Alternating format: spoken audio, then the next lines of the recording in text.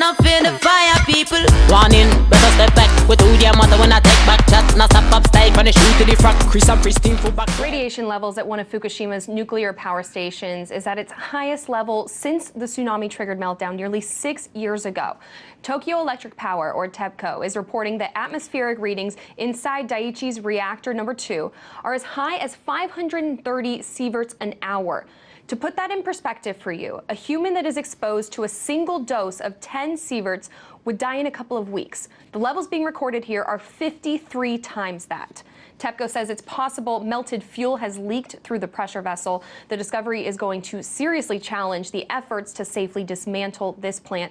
Let's bring in Kevin Camps, radioactive waste watchdog from Beyond Nuclear. Kevin, 530 sieverts, it seems unfathomable. Can you explain what's likely going on here? Well, you know, this catastrophe that's ongoing is nearly 6 years old at this point, and the fuel, the melted cores, have been missing in action. Tokyo Electric doesn't know where they are. The Japanese government doesn't know where they are. Nobody knows where they are.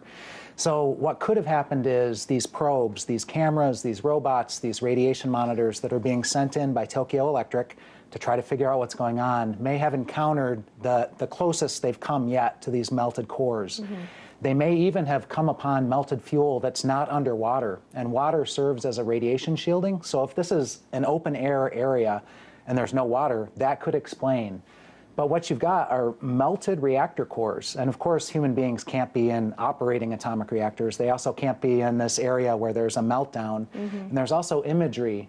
It looks like a melt through of a metal grate. And so it all stands to reason that the cores melted through the reactor pressure vessels and down into the containment structures, right through that metal grating.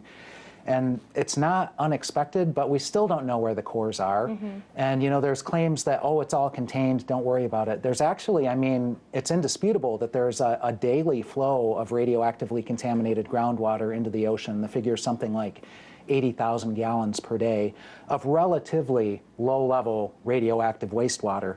And then you've got those storage tanks. We're talking 800,000 tons of highly radioactive water being stored in tanks, because every day they pour 100 tons of water on each of these 3 melted down cores. Mm-hmm.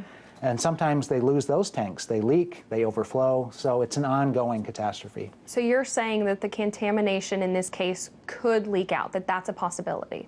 There is some leakage on a daily basis, mm-hmm. and then they try to capture as much as they can and contain it in these storage tanks, which they sometimes lose, whether during a typhoon or through human air. They've had overflows. So, you know, there are many shoes that could still drop at Fukushima Daiichi. One of the ones is the high-level radioactive waste storage pools that aren't even inside radiological containment. They don't have all of that spent nuclear fuel transferred to a safer location in a couple of the units still. So if something were to go wrong with that, those would be open-air releases of very high-level radioactivity. We're talking, you know, the prime minister at the time the catastrophe began, Khan, had a contingency plan to evacuate all of Northeast Japan, up to 50 million people, and it was predominantly because of those storage pools. And we're still in that predicament if one of those pools were to go up in flames, as Tokyo plans to host the 2020 Olympics and bring in many millions of extra people into this already densely populated area. It's not a good idea. So all eyes on them. I want to get back to this specific leak, though. How does this complicate the cleanup efforts there? And is it possible even to get something in there right now to examine what's going on? I heard that they had a robot that they wanted to put in there, a remote-controlled robot, but it only has a capacity to withhold 1,000 sieverts, so it would end up dying before it's in there 2 hours for good.